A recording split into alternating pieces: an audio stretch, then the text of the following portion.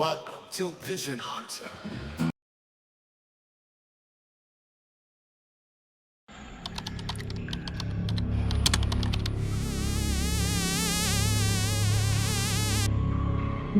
বিজ্ঞানীসকলৰ দ্বাৰা এটা ডাঙৰ উদ্ভাৱন কৰা হৈছে যে তেওঁলোকে জেনেটিকেলি মডিফাইড ফ্ৰুইট ফ্লাই আৰু জেব্ৰা ফিছ নামৰ দুটা স্পেচিছ উদ্ভাৱন কৰিছে।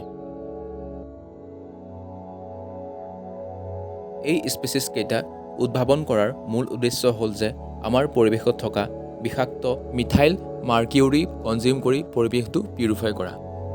এই মিথাইল মাৰ্কিউৰি হৈছে এনে এটা বিষাক্ত পলিউটেণ্ট যিয়ে মানুহৰ লগতে বিভিন্ন জীৱ জন্তু আৰু পৰিৱেশত বিভিন্ন ধৰণৰ মাৰাত্মক ৰোগৰ সৃষ্টি কৰে।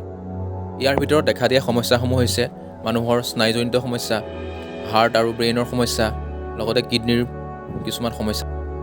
প্ৰকৃতিৰ লগতে মানৱসৃষ্ট কিছুমান কাৰ্যকলাপৰ বাবেই এই বিষাক্ত কেমিকেলবিধৰ সৃষ্টি হয়। ইয়াৰ ভিতৰত উল্লেখযোগ্য হ'ল জীৱাশ্ম ইন্ধন দহন কৰা, খেতি বাতিত ব্যৱহাৰ কৰা বিভিন্ন ধৰণৰ জৈৱ ৰাসায়নিক সাৰ, কীটনাশক আৰু অপতৃণনাশক, কিছুমান পেলনীয়া আৱৰ্জনা আৰু বন ধ্বংস, আৰু কিছুমান প্ৰাকৃতিক কাৰণ হ'ল ভলকেনিক ইৰাপশ্যন অৰ্থাৎ আগ্নেয়গিৰি উদগীৰণ, ফৰেষ্ট ফায়াৰ অৰ্থাৎ বন জুই, মাইক্ৰ'বিয়েল এক্টিভিটি অৰ্থাৎ অণুজীৱৰ কিছুমান কাৰ্য। বৰ্তমান এই পৰীক্ষা নিৰীক্ষা অতি ক্ষিপ্ৰগতিত আগবাঢ়িছে। ইয়াৰ পৰা আশা কৰিব পাৰি যে এই আৱিষ্কাৰে ভৱিষ্যতে পৰিৱেশৰ ক্ষেত্ৰত এক আমূল পৰিৱৰ্তন আনিব।